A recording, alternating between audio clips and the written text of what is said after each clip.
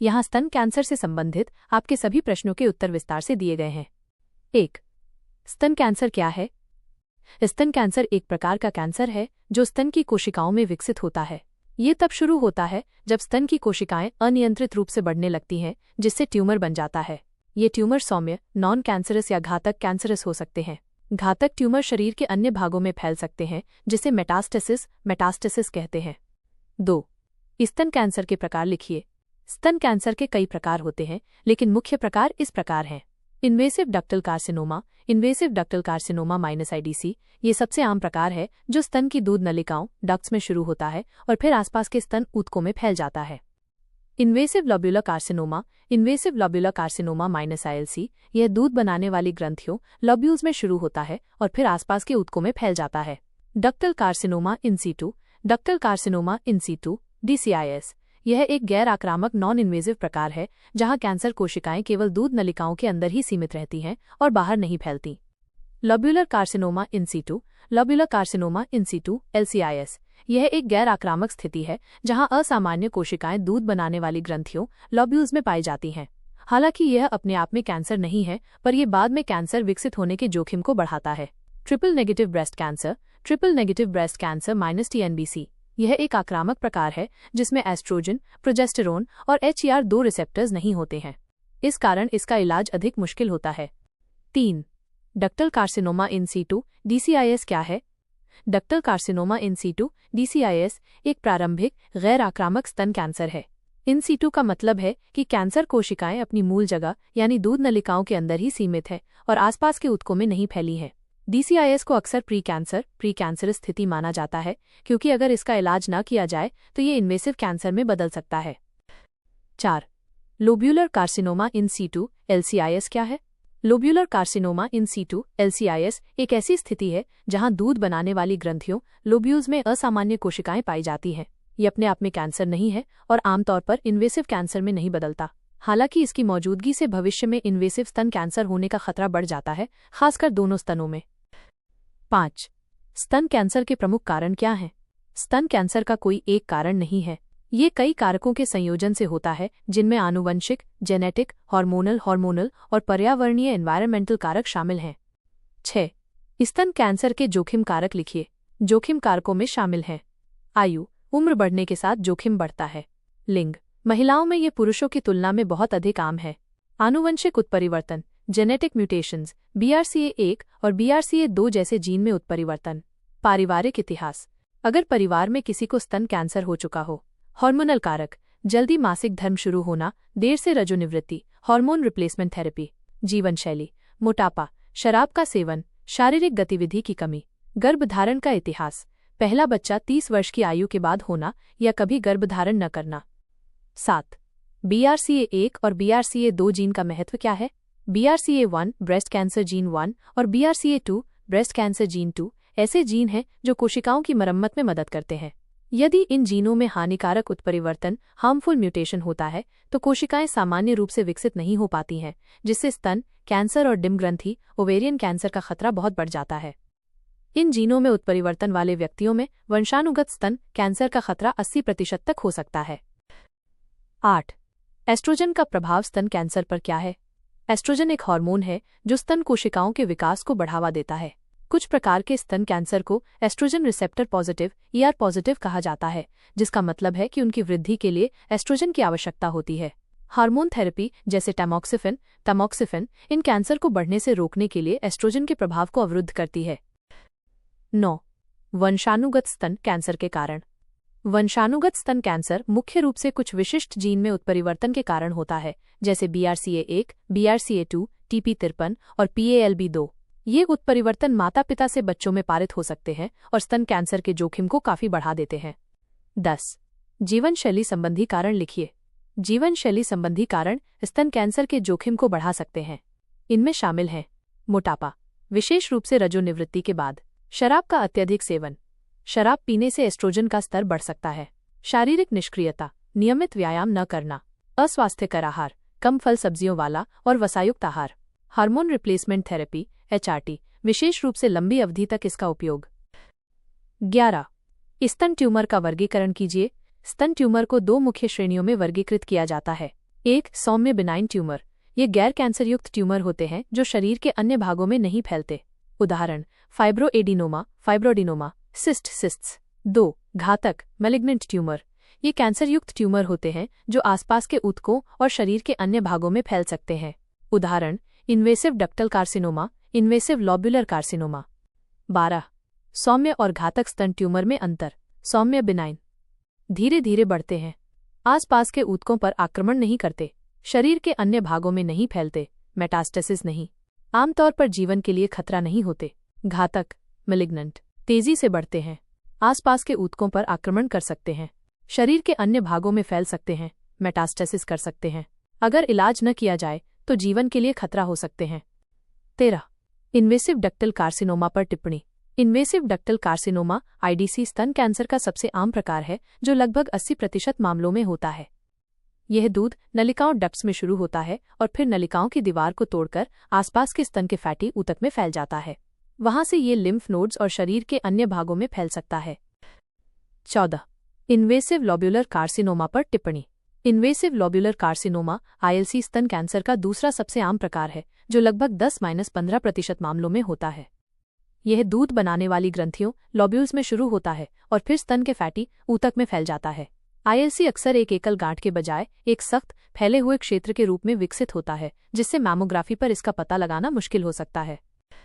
15, triple negative स्तन cancer क्या है? ट्रिपल निगेटिव स्तन कैंसर टीएनबीसी एक आक्रामक प्रकार है जिसमें 3 प्रमुख रिसेप्टर्स की कमी होती है।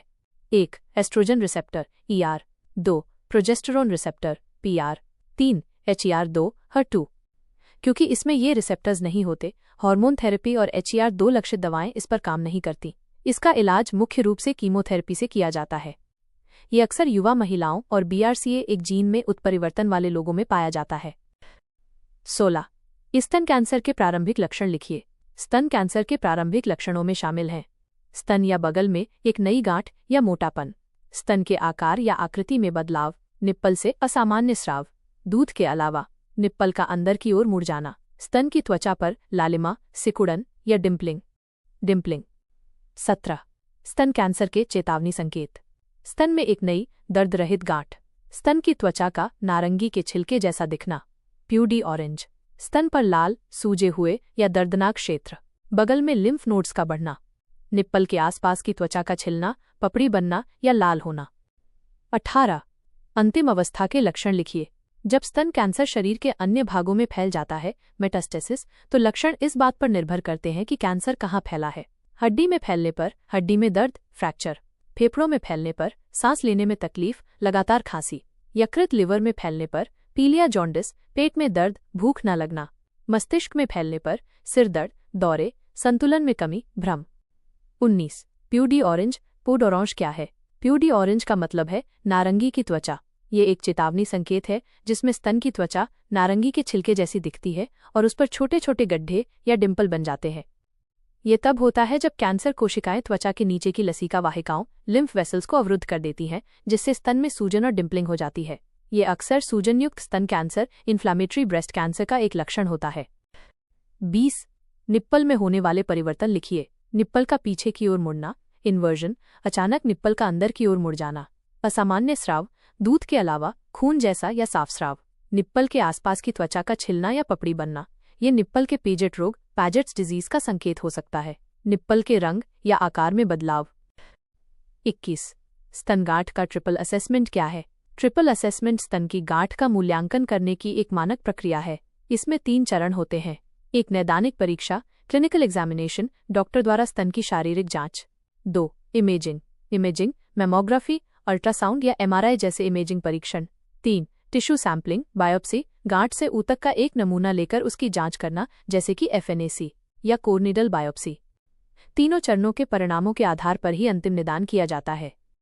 22, FNAC और कोर नीडल बायोप्सी में अंतर। FNAC, fine needle aspiration cytology. इसमें एक बहुत पतली सुई का उपयोग करके गांठ से कोशिकाओं का एक नमूना लिया जाता है। ये प्रक्रिया कम आक्रामक है, लेकिन ये केवल कोशिकाओं के प्रकार के बारे में बताती है, न कि ऊतक संरचना के बारे में। कोर नीडल बायोप्सी, इसमें एक बड़ी खोखली सुई का उपयोग करके ऊतक का एक छोटा बेलनाकार टुकड़ा कोर लिया जाता है। ये प्रक्रिया अधिक आक्रामक है, लेकिन ये कोशिकाओं और ऊतक संरचना दोनों के बारे में विस्तृत जानकारी प्रदान करती है, जो निदान के लिए अधिक विश्वसनीय है। 30. मैमोग्राफी की भूमिका स्तन कैंसर में। मैमोग्राफी स्तन कैंसर की जांच और निदान में सबसे महत्वपूर्ण उपकरण है। ये स्तन का एक एक्स-रे है जो छोटी गांठों या असामान्यताओं का पता लगा सकता है, जो शारीरिक जांच में महसूस नहीं होती। यह विशेष रूप से स्क्रीनिंग के लिए उपयोगी है, ताकि शुरुआती चरण में ही कैंसर का पता लगाया जा सके, जब इसका इलाज सबसे प्रभावी होता है। 24. सेंटिनल लिम्फ नोड बायोप्सी क्या है? सेंटिनल लिम्फ नोड बायोप्सी एक सर्जिकल प्रक्रिया है जिसका उपयोग यह निर्धारित करने के लिए किया जाता है कि स्तन कैंसर बगल के लिम्फ नोड्स में फैला है या नहीं। सेंटिनल नोड पहला लिम्फ नोड है जहां कैंसर कोशिकाओं के फैलने की संभावना होती है। यदि इस नोड में कैंसर कोशिकाएं नहीं पाई जाती हैं, तो अन्य लिम्फ नोड्स को हटाने की आवश्यकता नहीं होती, जिससे सर्जरी के बाद की जटिलताएं जैसे लिम्फडेमा कम हो जाती हैं। 25. स्तन कैंसर निदान में एमआरआई का महत्व। एमआरआई मैग्नेटिक रेजोनेंस इमेजिंग का उपयोग मैमोग्राफी के साथ कुछ विशिष्ट मामलों में किया जाता है। जिन महिलाओं में स्तन कैंसर का बहुत अधिक जोखिम है, जैसे BRCA1, BRCA2 उत्परिवर्तन। जिन महिलाओं के स्तन घने डेंस ब्रेस्ट्स हैं जहां मैमोग्राफी प्रभावी नहीं होती। इम्प्लांट्स वाली महिलाओं में कीमोथेरेपी के प्रभाव का मूल्यांकन करने के लिए एमआरआई अन्य इमेजिंग विधियों की तुलना में अधिक विस्तृत चित्र प्रदान करता है। 26. स्तन कैंसर का TNM वर्गीकरण लिखिए। TNM वर्गीकरण स्तन कैंसर की अवस्था स्टेज निर्धारित करने के लिए एक मानक प्रणाली है। T ट्यूमर के आकार को दर्शाता है। N नोड्स ये बताता है कि कैंसर बगल के लिम्फ नोड्स में फैला है या नहीं। M मेटास्टेसिस ये बताता है कि कैंसर शरीर के अन्य भागों में फैला है या नहीं। TNM वर्गीकरण के आधार पर कैंसर को 0 से IV तक की अवस्थाओं में वर्गीकृत किया जाता है। 27. स्तन कैंसर की अवस्थाएं स्टेज 0 IV। अवस्था 0 stage 0 ductal carcinoma in situ DCIS। Cancer कोशिकाएं केवल दूध नलिकाओं के अंदर हैं। अवस्था I स्टेज I छोटा इन्वेसिव ट्यूमर 2 सेमी या उससे कम, जो लिम्फ नोड्स में नहीं फैला है। अवस्था 2 स्टेज 2 ट्यूमर थोड़ा बड़ा है, 2-5 सेमी या बगल के कुछ लिम्फ नोड्स में फैल गया है। अवस्था 3 स्टेज 3 ट्यूमर बड़ा है, 5 सेमी से अधिक या अधिक लिम्फ नोड्स में फैल गया है या स्तन की त्वचा छाती की दीवार तक फैल गया है। अवस्था IV stage IV metastatic cancer शरीर के दूर के हिस्सों जैसे हड्डियों, फेफड़ों, यकृत या मस्तिष्क में फैल गया है। 28. हिस्टोलॉजिकल ग्रेडिंग क्या है? हिस्टोलॉजिकल ग्रेडिंग एक प्रणाली है जो ये बताती है कि कैंसर कोशिकाएं कितनी असामान्य दिखती हैं और वे कितनी तेजी से बढ़ रही हैं। ग्रेड 1 से 3 तक होता है। ग्रेड 1 निम्न ग्रेड कोशिकाएं सामान्य स्तन कोशिकाओं के समान दिखती हैं और धीरे धीरे बढ़ती हैं। ग्रेड 2 मध्यम ग्रेड कोशिकाएं सामान्य और असामान्य के बीच दिखती हैं। ग्रेड 3 उच्च ग्रेड कोशिकाएं बहुत असामान्य दिखती हैं और तेजी से बढ़ती हैं। उच्च ग्रेड के कैंसर अधिक आक्रामक होते हैं। 29. रिसेप्टर स्टेटस PR HER2 का महत्व।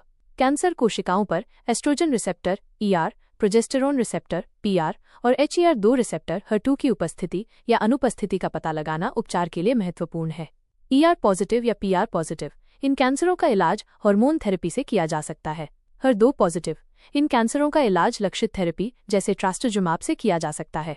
ट्रिपल नेगेटिव इन कैंसरों में इन रिसेप्टरों की कमी होती है और इनका इलाज कीमोथेरेपी से किया जाता है। 30. स्तन कैंसर के प्राग्नोसिस कारक। प्राग्नोसिस का मतलब है रोग का संभावित परिणाम। स्तन कैंसर के प्राग्नोसिस को प्रभावित करने वाले कारक। अवस्था स्टेज यह सबसे महत्वपूर्ण कारक है। प्रारंभिक अवस्था में निदान का परिणाम बेहतर होता है। ट्यूमर का आकार, लिम्फ नोड भागीदारी यदि कैंसर लिम्फ नोड्स में फैल गया है। Receptor status ER PR HER2। Histological grade रोगी की उम्र और समग्र स्वास्थ्य। 31. स्तन कैंसर के उपचार के सिद्धांत। उपचार के सिद्धांत में आमतौर पर कई तरह की थेरेपी को मिलाया जाता है, जिसे मल्टीमॉडल थेरेपी कहते हैं। इसका उद्देश्य कैंसर कोशिकाओं को मारना और रोग की पुनरावृत्ति को रोकना है। स्थानीय उपचार, लोकल ट्रीटमेंट, सर्जरी, लंपेक्टमी या मास्टेक्टोमी और रेडियोथेरेपी। सिस्टमिक उपचार, systemic treatment, chemotherapy, hormone therapy और लक्षित थेरेपी जो पूरे शरीर में कैंसर कोशिकाओं को मारती हैं। 32. लंपेक्टोमी और मास्टेक्टोमी में अंतर। लंपेक्टोमी इसे स्तन संरक्षण सर्जरी भी कहते हैं। इसमें केवल ट्यूमर और उसके चारों ओर के कुछ स्वस्थ ऊतक को हटाया जाता है, पूरा स्तन नहीं। आमतौर पर इसके बाद रेडिएशन थेरेपी दी जाती है। मास्टेक्टोमी इसमें पूरे स्तन को हटा दिया जाता है। कुछ मामलों में निप्पल और एरियोला को भी हटा दिया जाता है, सिंपल मास्टेक्टोमी। यदि मांसपेशियां शामिल हैं तो उन्हें भी हटाया जा सकता है, रेडिकल मास्टेक्टोमी। 33। रेडियोथेरेपी की भूमिका। रेडियोथेरेपी रेडिएशन थेरेपी में उच्च ऊर्जा विकिरण का उपयोग करके कैंसर कोशिकाओं को नष्ट किया जाता है। सर्जरी के बाद, लंपेक्टमी के बाद बचे हुए कैंसर कोशिकाओं को मारने के लिए इसका उपयोग किया जाता है। मास्टेक्टमी के बाद यदि कैंसर बढ़ा था या लिम्फ नोड्स में फैल गया था तो ये पुनरावृत्ति के जोखिम को कम करता है। दर्द से राहत। मेटास्टेटिक कैंसर के कारण होने वाले दर्द से राहत के लिए भी इसका उपयोग किया जा सकता है। 34। कीमोथेरेपी की भूमिका। कीमोथेरेपी में कैंसर कोशिकाओं को मारने वाली दवाओं का उपयोग किया जाता है। ये शिरा वेन में इंजेक्शन के माध्यम से या गोलियों के रूप में दी जाती है। नियोएडजुवेंट थेरेपी, सर्जरी से पहले ट्यूमर को सिकोड़ने के लिए। एडजुवेंट थेरेपी, सर्जरी के बाद शरीर में बची हुई कैंसर कोशिकाओं को मारने के लिए। मेटास्टेटिक कैंसर का इलाज, शरीर के अन्य भागों में फैले कैंसर को नियंत्रित करने के लिए। 35। टारगेटेड थेरेपी क्या है? टारगेटेड थेरेपी ऐसी दवाएं हैं जो कैंसर कोशिकाओं में विशिष्ट प्रोटीन या जीन को लक्षित करती हैं जो उनकी वृद्धि और विभाजन के लिए महत्वपूर्ण होते हैं। उदाहरण, HER2 पॉजिटिव कैंसर के लिए ट्रास्टुजुमाब जैसी दवाएं जो HER2 प्रोटीन को अवरुद्ध करती हैं। ये सामान्य कोशिकाओं को कम नुकसान पहुंचाती हैं, जिससे पारंपरिक कीमोथेरेपी की तुलना में दुष्प्रभाव कम होते हैं। 36। हार्मोन थेरेपी का महत्व। हार्मोन थेरेपी का उपयोग उन स्तन कैंसरों के इलाज के लिए किया जाता है जो हार्मोन रिसेप्टर पॉजिटिव ER जोड़ या PR जोड़ होते हैं। कार्य, यह एस्ट्रोजन के उत्पादन को रोककर या एस्ट्रोजन को कैंसर कोशिकाओं तक पहुंचने से रोककर काम करती है, जिससे कैंसर को बढ़ने से रोका जाता है। उदाहरण, टैमोक्सिफेन, एरोमाटेज इनहिबिटर्स। ये आमतौर पर कई सालों तक ली जाती है। 37। स्तन कैंसर की स्क्रीनिंग पद्धतियां। नैदानिक स्तन परीक्षा, क्लिनिकल ब्रेस्ट एग्जाम, डॉक्टर या स्वास्थ्यकर्मी द्वारा स्तन की जांच। मैमोग्राफी, स्तन का एक्स-रे, स्तन स्वयं परीक्षण, BSE, महिलाएं खुद अपने स्तनों की जांच करती हैं। 38। मैमोग्राफी की अनुशंसित आयु क्या है? अधिकांश चिकित्सा संगठन 40 वर्ष की आयु से शुरू होने वाली महिलाओं के लिए वार्षिक या द्विवार्षिक मैमोग्राफी की सलाह देते हैं। हालांकि उच्च जोखिम वाली महिलाओं के लिए इसे पहले शुरू करने की सलाह दी जा सकती है। 39। स्तन स्वयं परीक्षण BSE क्या है? स्तन स्वयं परीक्षण BSE एक प्रक्रिया है जिसमें एक महिला खुद अपने स्तनों की जांच करती है ताकि किसी भी बदलाव या गांठ का पता लगाया जा सके। यह एक मासिक अभ्यास है और इसका उद्देश्य महिलाओं को अपने स्तनों से परिचित कराना है ताकि वे किसी भी असामान्यता का तुरंत पता लगा सके।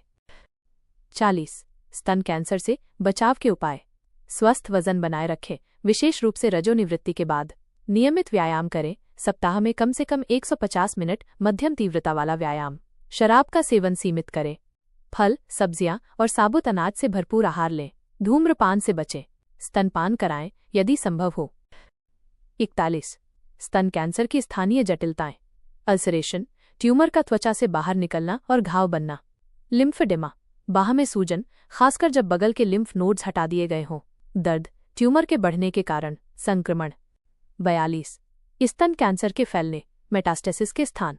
स्तन कैंसर के फैलने के सबसे आम स्थान। हड्डियां, सबसे आम स्थान। फेफड़े, यकृत, लिवर, मस्तिष्क, लिम्फ नोड्स। 43। स्तन कैंसर के परिणाम को प्रभावित करने वाले कारक। अवस्था, स्टेज, सबसे महत्वपूर्ण कारक। ट्यूमर का आकार, लिम्फ नोड्स की स्थिति। ट्यूमर का प्रकार, histology. Receptor status, ER, PR, HER2। उपचार की प्रतिक्रिया, रोगी की आयु और सामान्य स्वास्थ्य। 44। स्तन कैंसर की पुनरावृत्ति, रेकरेंस। पुनरावृत्ति तब होती है जब प्रारंभिक उपचार के बाद कैंसर वापस आ जाता है। स्थानीय पुनरावृत्ति, उसी स्तन या छाती की दीवार में। क्षेत्रीय पुनरावृत्ति, बगल या कॉलरबोन के पास के लिम्फ नोड्स में।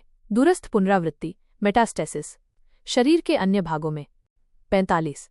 मास्टेक्टोमी के बाद लसिका सूजन, लिम्फेडीमा। लिम्फेडेमा एक पुरानी क्रॉनिक सूजन है जो तब होती है जब लसिका द्रव, लिम्फ फ्लूइड का सामान्य प्रवाह बाधित हो जाता है। ये अक्सर तब होता है जब बगल के लिम्फ नोड्स को सर्जरी या रेडिएशन थेरेपी से हटा दिया जाता है या क्षतिग्रस्त हो जाते हैं। इससे बांह, हाथ या छाती में सूजन, भारीपन और दर्द हो सकता है। 46। निप्पल का पेजेट रोग, पैजेट्स डिजीज। निप्पल का पेजेट रोग एक दुर्लभ प्रकार का स्तन कैंसर है जो निप्पल और उसके आसपास की त्वचा एरोला को प्रभावित करता है। लक्षण, निप्पल के आसपास की त्वचा पर लाल, खुजलीदार, पपड़ीदार या परतदार दाने। ये एक्जिमा जैसा दिख सकता है। यह अक्सर अंतर्निहित, अंडरलाइंग इन्वेसिव या गैर इन्वेसिव स्तन कैंसर का संकेत होता है। 47। सूजन युक्त स्तन कैंसर, इन्फ्लामेटरी कार्सिनोमा।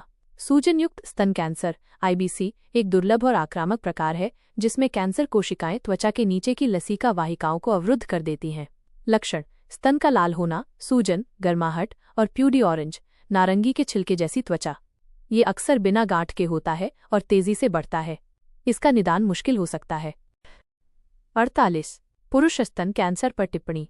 पुरुषों में स्तन कैंसर दुर्लभ है लेकिन ये होता है। जोखिम कारक: BRCA2 जैसे जीन उत्परिवर्तन, पारिवारिक इतिहास, उच्च एस्ट्रोजन स्तर और विकिरण के संपर्क में आना। लक्षण: स्तन या निप्पल के नीचे दर्द रहित गांठ, निप्पल का पीछे हटना, निप्पल से स्राव या त्वचा पर घाव। पुरुषों में इसका निदान अक्सर देर से होता है क्योंकि वे इसके लक्षणों को पहचान नहीं पाते। 49 स्तन कैंसर में आनुवंशिक परामर्श, जेनेटिक काउंसलिंग। आनुवंशिक परामर्श उन लोगों के लिए महत्वपूर्ण है जिनमें स्तन कैंसर का पारिवारिक इतिहास या BRCA1, BRCA2 जैसे हानिकारक जीन उत्परिवर्तन का संदेह है।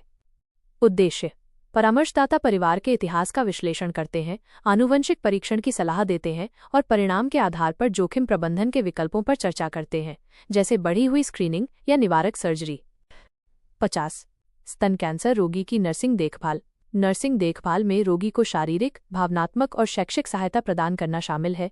शारीरिक देखभाल: सर्जरी के बाद घाव की देखभाल, दर्द प्रबंधन, दवाएं देना और कीमोथेरेपी या रेडिएशन के दुष्प्रभावों को नियंत्रित करना। भावनात्मक और मनोवैज्ञानिक देखभाल: रोगी और परिवार को परामर्श देना, भावनात्मक सहायता समूह की जानकारी देना और रोग के निदान और उपचार के भावनात्मक प्रभाव को समझने में मदद करना। शैक्षिक सहायता: रोगी को रोग, उपचार के विकल्पों, साइड इफेक्ट्स और घर पर देखभाल के बारे में जानकारी देना ताकि वे अपनी देखभाल में सक्रिय रूप से भाग ले सकें।